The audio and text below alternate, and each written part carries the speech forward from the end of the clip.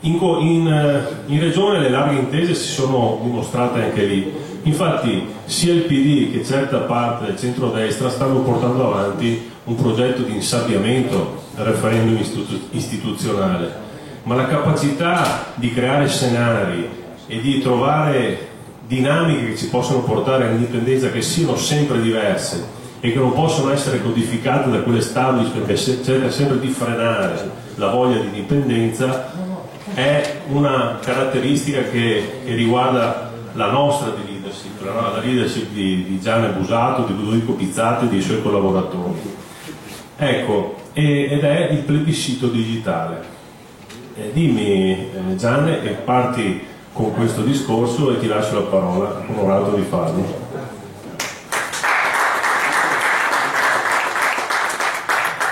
Sì, lo voglio anticipare con alcune considerazioni, perché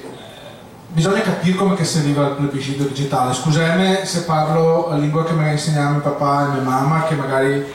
sarà una sorta de veneto sui generis, però se è la lingua che mi sento che a mia lingua natale e non è la lingua che mi è stata insegnata per la prima volta a 6 anni che sono nelle scuole dello Stato italiano, per cui mi sento più a mio agio a parlare a mia lingua.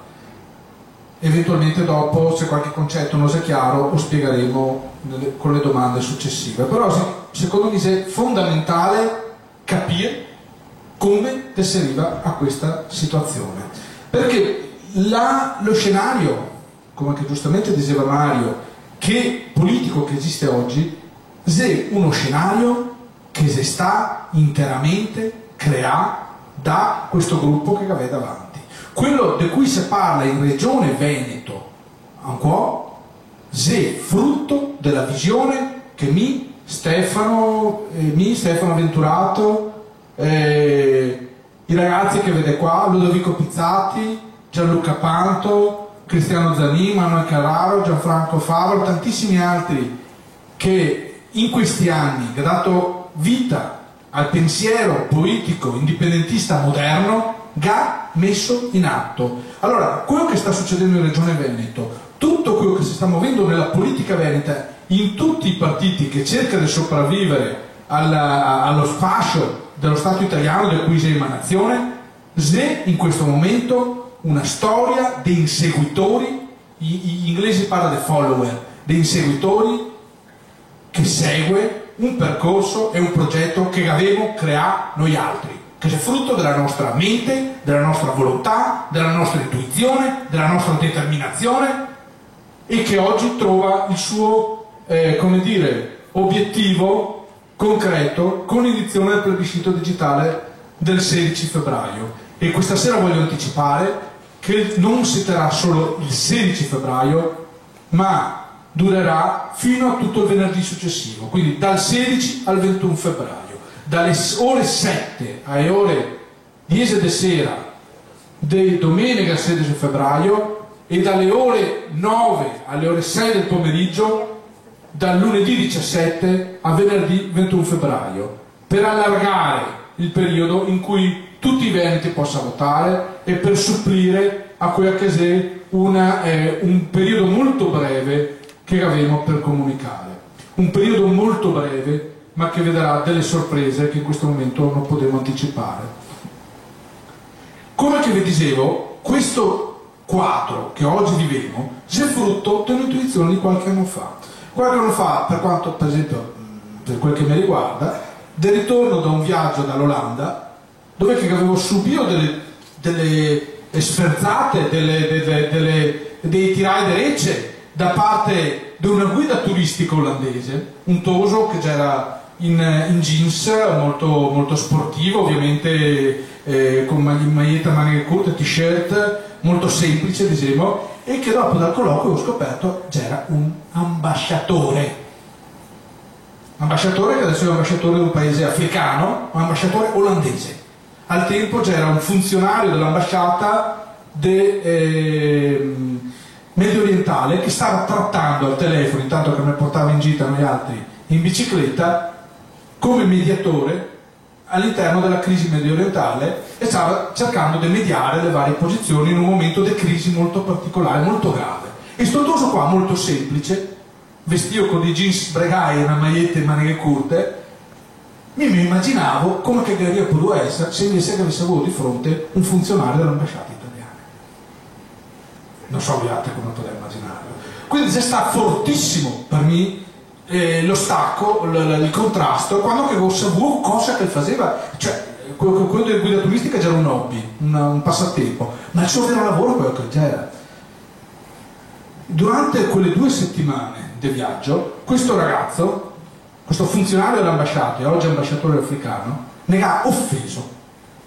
tutti quanti, perché c'erano tutti dei turisti, per la maggior parte veneti e altri turisti italiani. Ne ha offeso perché questo toso parlava in Veneto anche, perché aveva i suoi anni a Vicenza, perché diceva come fate a sopportare una situazione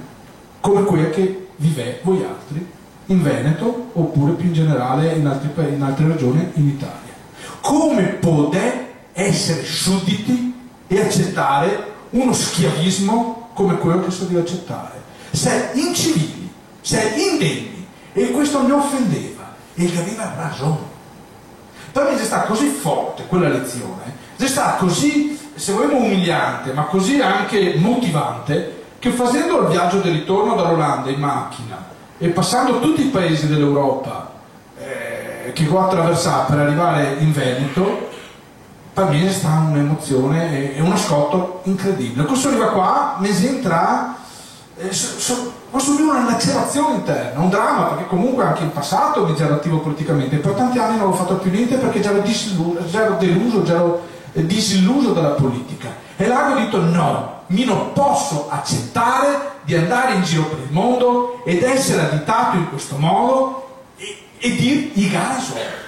devo trovare una soluzione, devo sforzarmi, non esiste che non sia una soluzione per venirne fuori.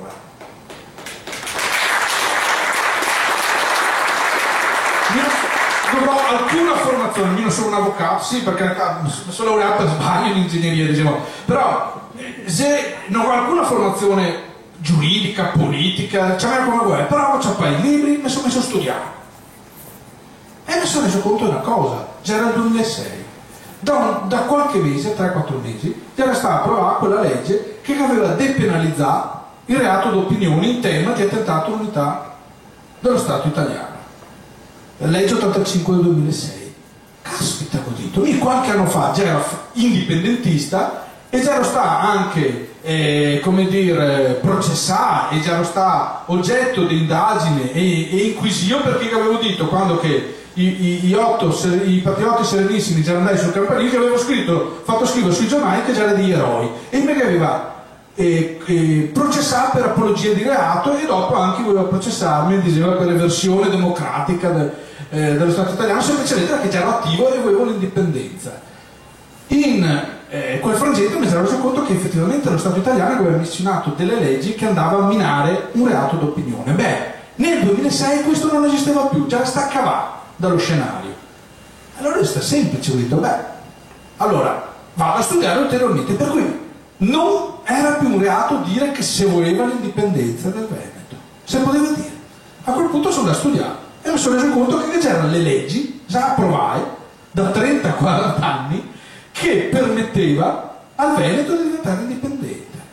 C'era una legge che sanciva il diritto alla determinazione dei popoli, la legge 881 del 77, il patto internazionale di New York, che per primo politicamente lo tira fuori e per primo l'ho messo in programma insieme alla legge 85 del 2006, e che c'era invece la famosa legge, l'articolo 2 della legge 340-71, che c'era lo statuto della regione Veneto, che parlava di autogoverno del popolo veneto e sanciva addirittura da un punto di vista giuridico l'esistenza del popolo veneto. Già era chiuso il cerchio, non c'era neanche ancora il Kosovo, con quindi l'ulteriore ampliamento del diritto e del concetto di autodeterminazione. Da allora siamo partiti a creare un gruppo pensante che ha missionato una strategia per ottenere l'indipendenza del Veneto. Per qualche anno siamo andati avanti quindi a portare nelle sale, nei paesi del Veneto, questo concetto, che aveva smosso tutta la politica. e mi veniva tutti contro, e mi veniva tutti incontro e mi veniva tutti contro a noi altri. Pareva che fossimo diventati il male della politica veneta. Perché? Semplicemente perché avevamo portato un'idea nuova. Ed allora qualcuno che opera nell'ambiente avrà sentito dire questi dice così, questi divide, questi dice così. No! Semplicemente noi altri andavamo oltre quel che era la politica fino ad allora. E adesso si vede la dimostrazione. A quel punto, a gennaio 2012, abbiamo avuto un'intuizione e abbiamo cominciato a dire, va bene, noi altri parliamo sempre di indipendenza del Veneto, ma i veneti cosa pensano dell'indipendenza? E avevamo fatto fare un sondaggio scientifico per capire cosa che pensavano i veneti di questo. Beh, gennaio 2012 era venuto fuori che il 53,3% dei veneti voleva l'indipendenza del Veneto, e là si è cambiato ancora la nostra strategia, perché dal portare avanti il nostro progetto, dal portare avanti diciamo, l'idea di ottenimento dell'indipendenza del Veneto, abbiamo capito che i veneti non dovevamo più convincerli perché già erano ampiamente favorevoli all'indipendenza. Dopo 11 mesi, nel dicembre 2012, questa percentuale già era arrivata addirittura a 56,7. A quel punto quindi abbiamo attuato un'altra strategia, che non era solo quella di convincere i veneti, ma di conquistare l'indipendenza del Veneto, ottenere in brevissimo tempo l'indipendenza del Veneto, perché come che sa che avevamo analizzato da diversi anni,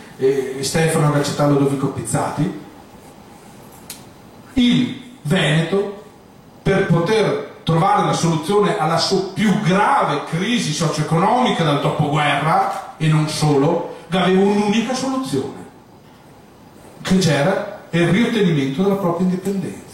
C'era la creazione della nuova Repubblica Veneta, il riannodare i fili della storia che prima Franco Rocchetta ne raccontava con la maestria che solo lui può portare avanti, e dare vita alla nuova Repubblica Veneta, riportare la Repubblica Veneta in vita, anzi rimetterla alla visione del mondo, perché la Repubblica Veneta non si è mai morta nella storia in realtà. Allora, in questi anni voi altri avete visto che forti di questa consapevolezza che abbiamo portato in Regione Veneto la discussione attorno all'indizione del referendum di indipendenza del Veneto, sempre attraverso una strategia di questo stesso gruppo dirigente, di queste persone che dovevamo cominciare a conoscere, dovevamo capire che c'è, perché qualcuno nel frattempo magari anche ha cercato di fare la confusione, e è ora di fare pulizia da questo punto di vista anche intellettuale e di dire che ha questi meriti storici. Bene,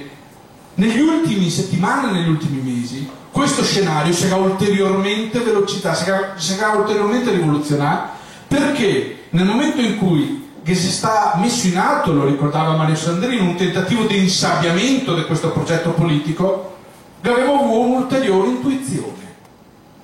e avevamo guardato quello che succedeva nel mondo, perché vabbè che tutti questi aspetti che noi abbiamo portato avanti, sì vabbè, si inserisce all'interno del diritto nostro, del diritto dello Stato italiano, ma trova ispirazione e trova linfa dall'osservazione di quello che succede nel mondo, trova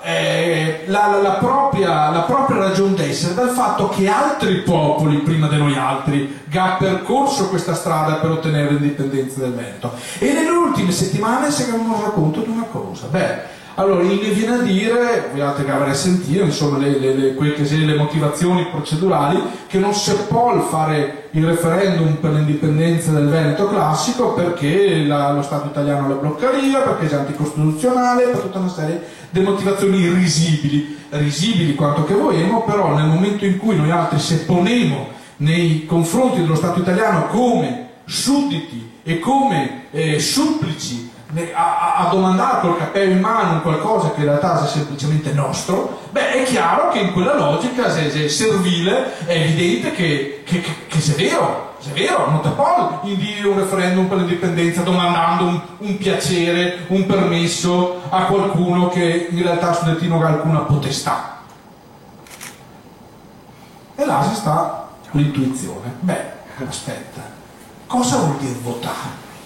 Cosa vuol dire esprimere la propria opinione? Andiamo a guardare nel mondo quel che succede.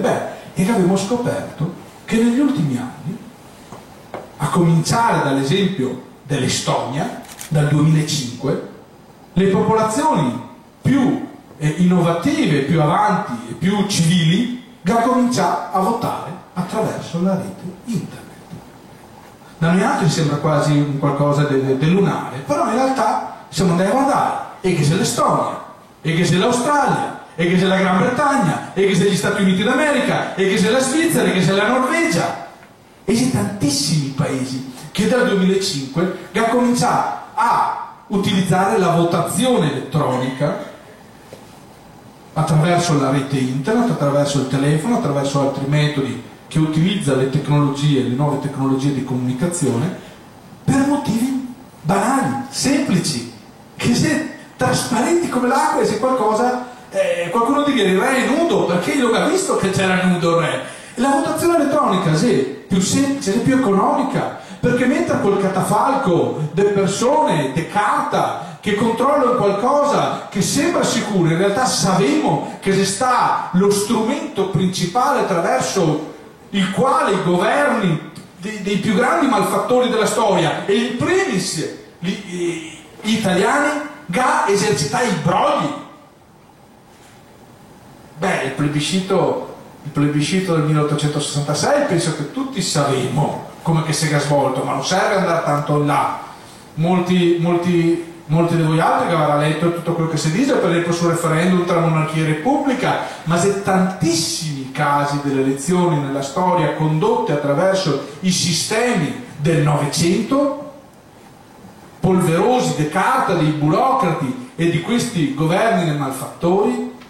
che si stai occasione di brogli. E se proprio queste elezioni fatte secondo il metodo del Novecento, dell'Ottocento e del Novecento, che ha richiesto quel controllo, quel monitoraggio internazionale che negli ultimi anni si diventa molto frequente, perché tantissimi sono i paesi che si affaccia sul palcoscenico e sul proscenio della storia dichiarando la propria indipendenza, ottenendo la propria indipendenza. Allora, se è chiaro da questo punto di vista che se è vero il contrario di quello che qualcuno va a dire in giro. Se è proprio la votazione elettronica, se è proprio l'utilizzo delle tecnologie che permette di avere più sicurezza nel voto, perché ti terrà nel cuore del meccanismo elettorale, ti terrà i controllori che va a vedere quello che succede nelle macchine, e nessuno può andare a cambiare sta roba, al contrario di quello che succede nelle scatole di carta, in cui spesso, come avviene magari anche nei paesi come l'Italia, che passa molte ore queste scatole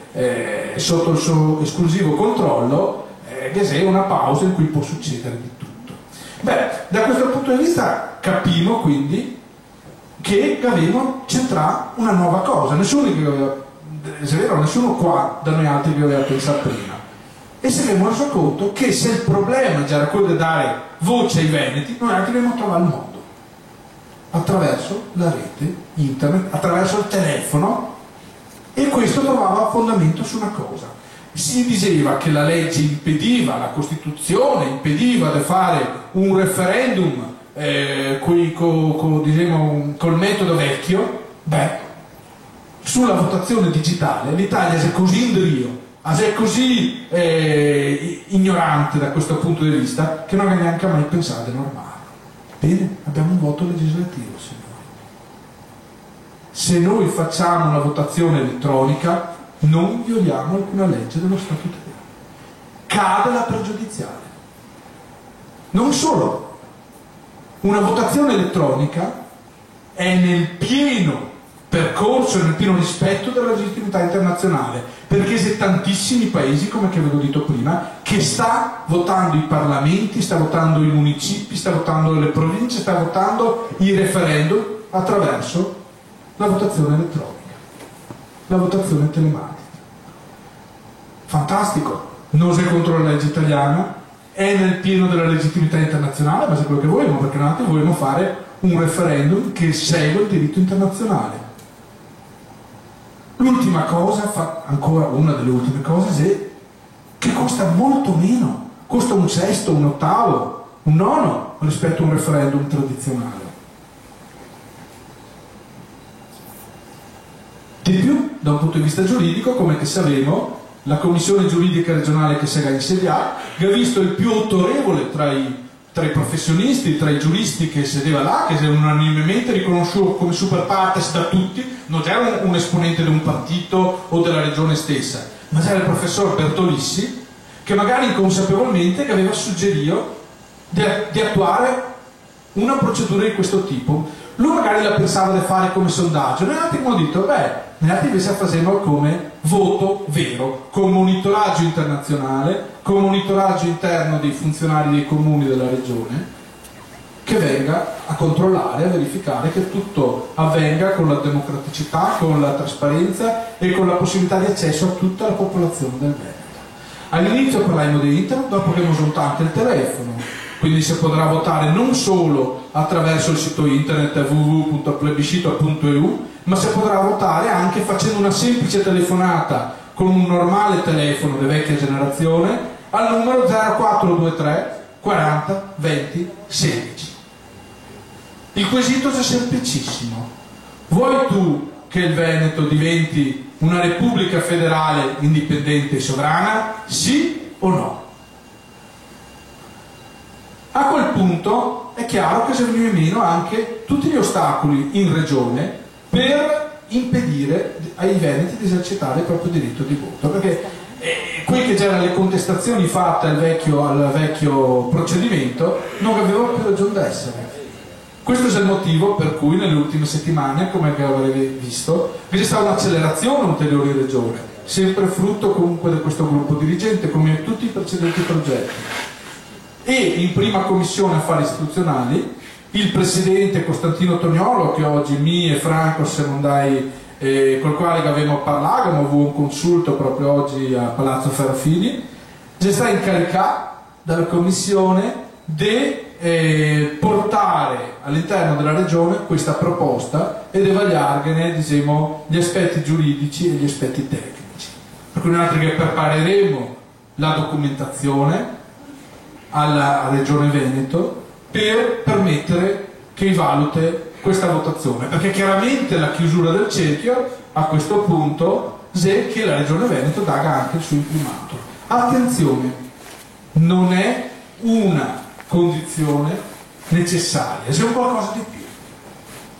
Una votazione che avviene con degli osservatori internazionali,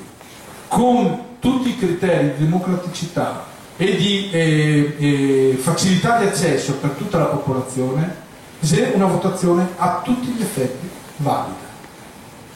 È una votazione che semplicemente cambierà la storia nel momento in cui noi altri veneti dovremo cambiarla, decidere di cambiarla.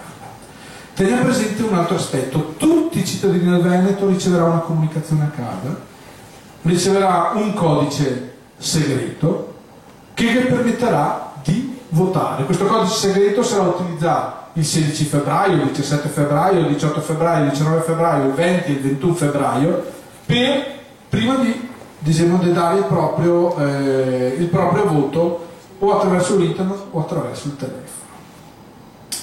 Quindi che sarà una grande comunicazione, come che capito che se questa lettera che partirà e arriverà all'incirca attorno al 1° di febbraio a tutti i veneti,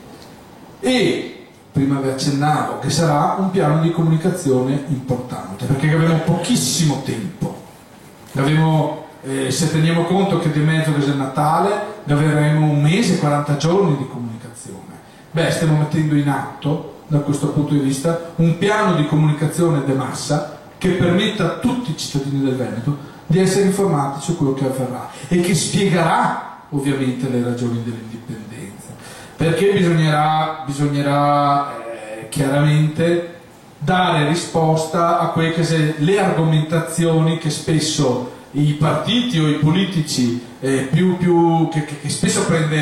ha un interesse economico a tenerne all'interno dello Stato italiano porta e che sono visibili. Le classiche domande che tutti conosciamo: cosa succederà delle pensioni, cosa succederà, quale sarà, ma se va nell'anarchia, cosa succederà dal giorno dopo? No, nulla di tutto questo. C'è tantissimi gli stati che hanno conquistato la propria indipendenza in tempi moderni, e tutti questi stati gavuo una crescita, gavuo un benessere che prima assolutamente noi possedeva. E noi altri che avevamo nell'ultimo secolo una serie di ondate, di fasi attraverso il quale questi stati ottengono l'indipendenza. A inizio Novecento si partì dalla Scandinavia, la Norvegia nel 1905, ma dopo la Finlandia che otteniò l'indipendenza. La Norvegia in modo assolutamente pacifico, oggi si parlava anche con Franco, che lui, quando c'era negli anni '80, che doveva presentare in Regione Veneto ai suoi colleghi consiglieri di allora il caso della Norvegia, e tutti già strapigliati, ma come la Norvegia non si è sempre stata nella storia indipendente? No, la Norvegia diventa indipendente nel 1905. Prima c'era uno stato unico con la Svezia, Norvegia, Finlandia, ma dopo queste ondate si andava avanti e interessava i paesi del Commonwealth, e allora che avevamo avuto negli anni 30 e avanti l'indipendenza dell'Australia, della Nuova Zelanda, dell'India, e subito dopo, appunto dopo la seconda guerra mondiale, tutte le indipendenze dei paesi post-coloniali. Erano un numero innumerevole di paesi che ottenevano l'indipendenza, e 20 anni fa noi altri che avevamo visto l'ultima ondata che interessa l'Europa, l'ultima ondata che interessa l'Europa, che c'è stata Lettonia, Lituania, Estonia, Cechia, Slovacchia, Slovenia, e venendo noi altri Montenegro, Groenlandia, sud del Sudan. E adesso finalmente questa onda entra nell'Europa occidentale, perché il 18 settembre 2014 il voto all'indipendenza, il referendum per l'indipendenza alla Scozia, il 9 novembre 2014 vota il proprio referendum la Catalogna, e il 16 febbraio del 2013 muore Veneto, vota l'indipendenza il Veneto.